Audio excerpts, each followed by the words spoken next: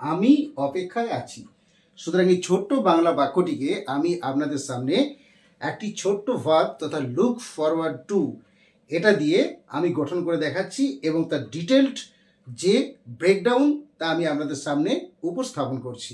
সুতরাং without delay let's get start. তাহলে দেখুন, এই যে লুক ফরওয়ার্ড টু, আমি বললাম যে আমি এই ছোট বাক্যটিকে লুক ফরওয়ার্ড টু দিয়ে গঠন করে দেখাচ্ছি।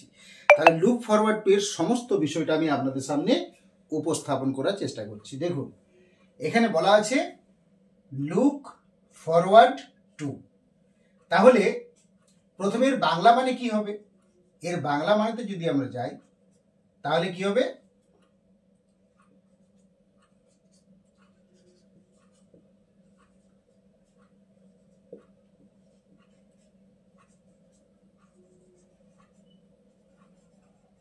দেখুন, লুক ফরওয়ার্ড টু এর বাংলা মানে যদি আমরা ধরি বা বাংলা মানে বিচার করি, তাহলে অর্থ হবে আনন্দের সঙ্গে অপেক্ষা করা।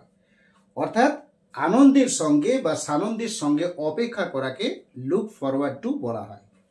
তাহলে দেখুন, এখানে এই যে লুক, এই লুক অংশটা কিভাবে দেয়া আছে? আমরা বলতে পারি লুক সমান ভার্ব। আমরা এখানে লুককে ভার্ব বলতে পারি। এরপর আছে ফরওয়ার্ড। তাহলে ফরওয়ার্ড আমরা কি বলতে পারি? ফরওয়ার্ড সমান কি হবে? প্রিপোজিশন।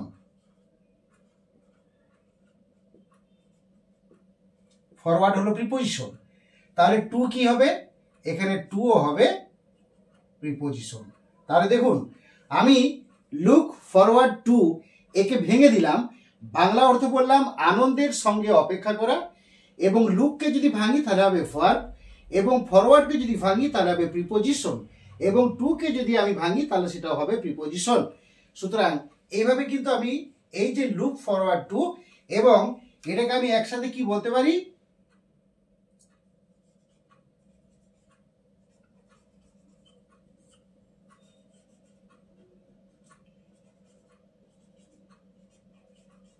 দেখুন, আমি একসাথে কি বলতে পারি? গ্রুপ ভার্ব অথবা ফেজাল ভার্ব। অর্থাৎ এই পুরোটাকে লুক ফরওয়ার্ড টু, এই পুরো অংশটাকে আমি কিন্তু বলতে পারি কি? গ্রুপ ভার্ব বা ফেজাল ভার্ব। এবং এই লুক ফরওয়ার্ড টু কে যদি ভেঙে দিই তাহলে এই সমস্ত জিনিসগুলি বেরিয়ে আসে। এরপর দেখুন, এর যে সূত্র তথা লুক ফরওয়ার্ড টুর সূত্র যে কি হবে সেটা আমি আপনাদের সামনে উপস্থাপন করছি। তাহলে লুক ফরওয়ার্ড টু এর সূত্র কি? লুক ফরওয়ার্ড টু এর সূত্রটা খুবই সহজ, আমি বিষয়টি আপনাদের সামনে উপস্থাপন করছি। দেখুন, তাহলে আমি বলতে পারি রুল বা নিয়মে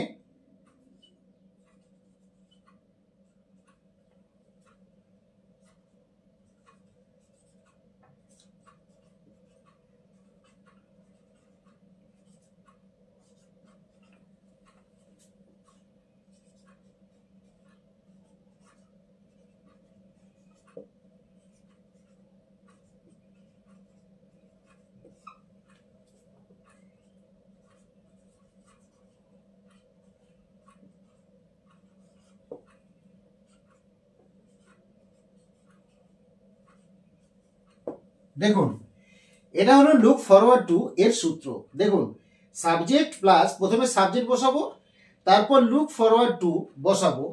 এই যে লুক ফরওয়ার্ড টু এর যে গঠনটা হবে, অর্থাৎ লুক হবে না লুকড হবে না লুকিং হবে, এই যে গঠন রূপটা হবে এটা হলো অ্যাকর্ডিং টু টেন্স। অর্থাৎ যেরকম ভাবে টেন্স বা ক্রিয়ার কাল উল্লেখ করা থাকবে, বাংলা অর্থটাকে প্রকাশ করা হবে, ঠিক সেইভাবে কিন্তু এখানে এই লুক ফরওয়ার্ড টু এই যে ভার্বটার রূপটা কিন্তু সেইভাবেই বসবে। তার জন্য লেখা আছে অ্যাকর্ডিং টু টেন্স। এরপর কি করব? ভার্বের সঙ্গে আইএনজি যোগ করব এবং তারপর আদার্স বা অন্যান্য শব্দ যদি থাকে বাক্যে লিখব, যদি না থাকে লেখার প্রয়োজন নেই, বাক্যের অর্থের উপর নির্ভর করছে। তাহলে কিন্তু এখানের মধ্যে একটা মুশকিল হয়। আমি জাস্ট একটা উদাহরণ দিচ্ছি, একটা উদাহরণ দিলে বিষয়টা আরো পরিষ্কার হয়ে যাবে। সুতরাং জাস্ট উদাহরণটা দেখতে থাকুন।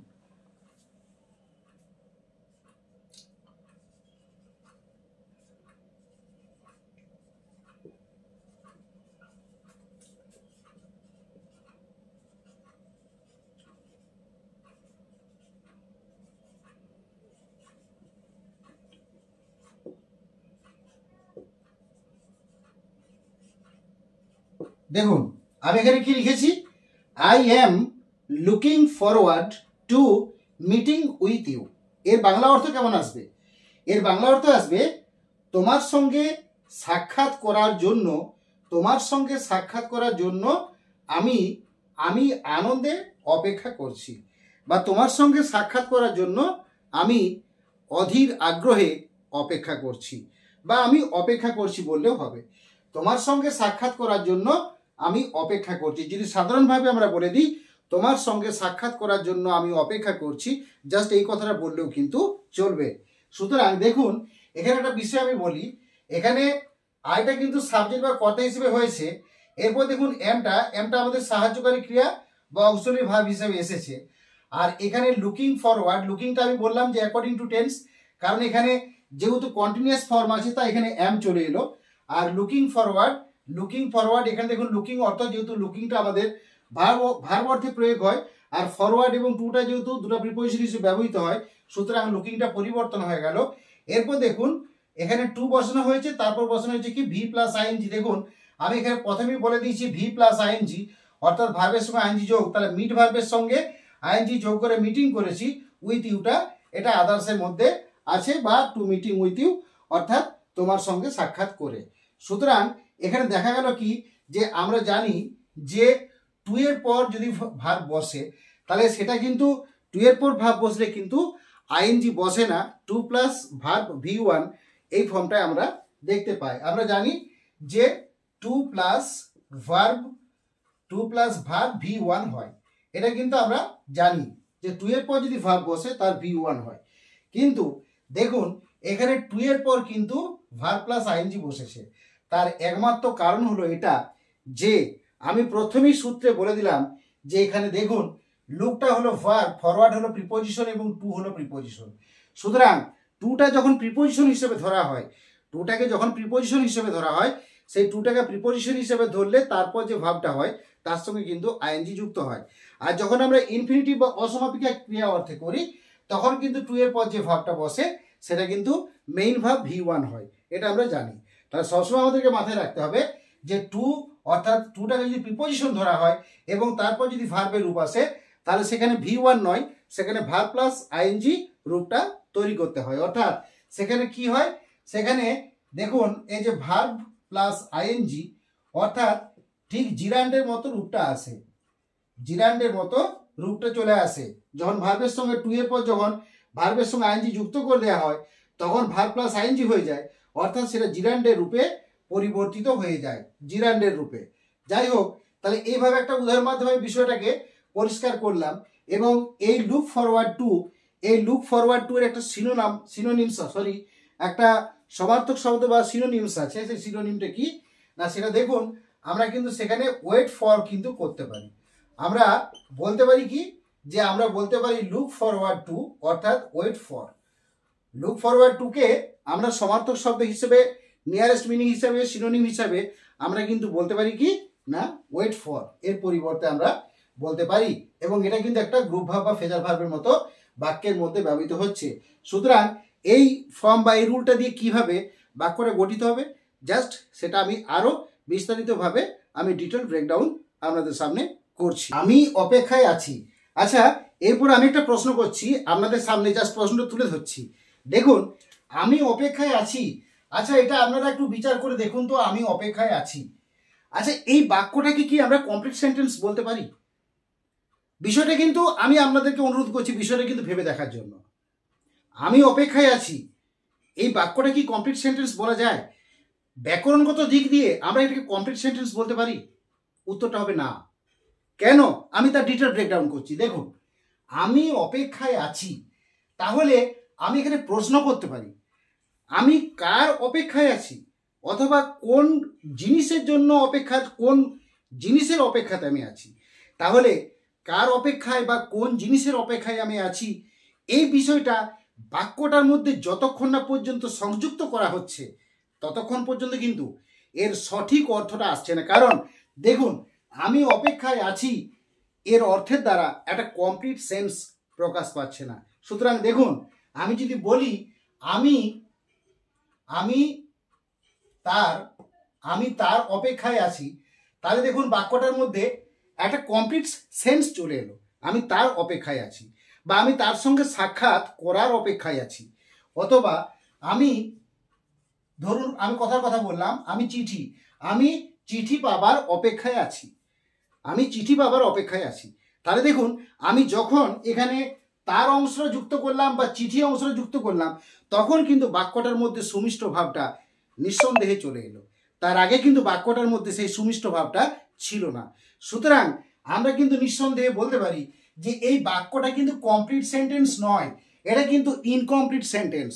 সুতরাং বাক্যটাকে অতি সাবধানতার সঙ্গে আমাদেরকে ইংরেজিতে ট্রান্সলেট করতে হবে। তাহলে দেখুন আমি দেখাচ্ছি, আমি অপেক্ষায় আছি, তাহলে এখানে লুক ফরওয়ার্ড টুকে যদি ব্যবহার করি তাহলে নিঃসন্দেহে আমি কিন্তু কন্টিনিউয়াস ফর্ম করব।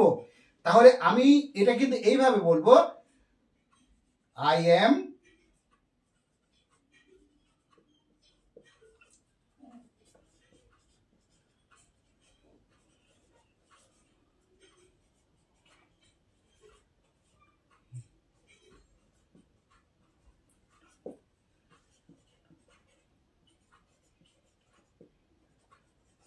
দেখুন আমি কিন্তু এটা বলবো, I am looking forward to getting something.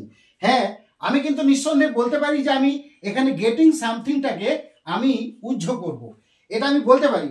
কিন্তু যদি গেটিং সামথিং অথবা ধরুন বলা গেল আই এম লুকিং ফরওয়ার্ড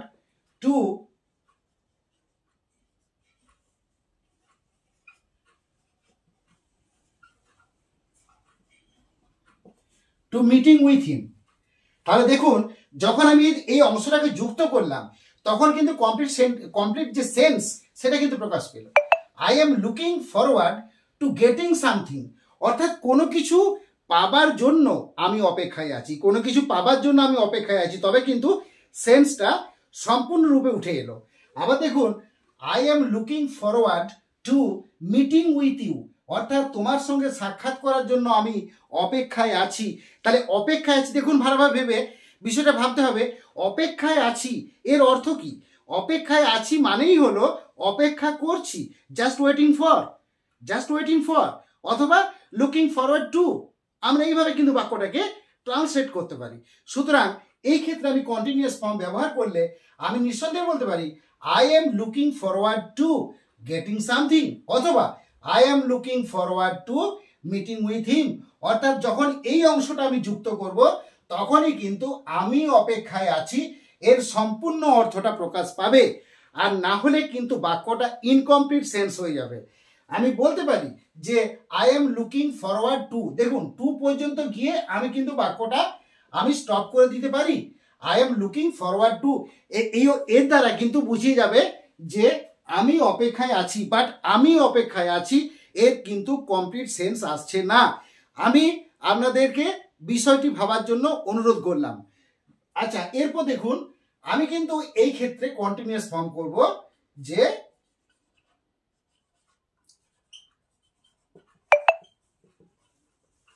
দেখুন আমি কিন্তু এই ক্ষেত্রে বলতে পারি আই এম ওয়েটিং, আমি অপেক্ষায় আছি। তাহলে আমি নিঃসন্দেহে বলতে পারি আমি অপেক্ষায় আছি মানেই হলো আমি অপেক্ষা করছি, সুতরাং আই এম ওয়েটিং। কিন্তু দেখুন আই এম ওয়েটিং এটাও কিন্তু কমপ্লিট সেন্স নয়। I am waiting but for what, কিসের জন্য? বাট ফর হোয়াট, কিসের জন্য আমি অপেক্ষা করছি? তাহলে আমি যে লিখলাম আই এম ওয়েটিং, তাহলে I am waiting for my friend, I am waiting for my friend, অর্থাৎ আমি আমার বন্ধুর জন্য অপেক্ষা করছি। তাহলে দেখুন আমি আই এম ওয়েটিং এরপর যখন ফর মাই ফ্রেন্ডকে যোগ করলাম তখন কিন্তু কমপ্লিট সেন্সটা এলো, I am waiting for my friend, আমি আমার বন্ধুর জন্য আমি অপেক্ষায় আছি। তার মানে আমি অপেক্ষায় আছি কার জন্য? না, আমার বন্ধুর জন্য। কিন্তু আমি যখন এতটা পর্যন্ত করলাম আই এম ওয়েটিং, অর্থাৎ আমি অপেক্ষায় আছি, কিন্তু এখানেও দেখুন বাক্যটার মধ্যে কমপ্লিট সেন্স এলো না।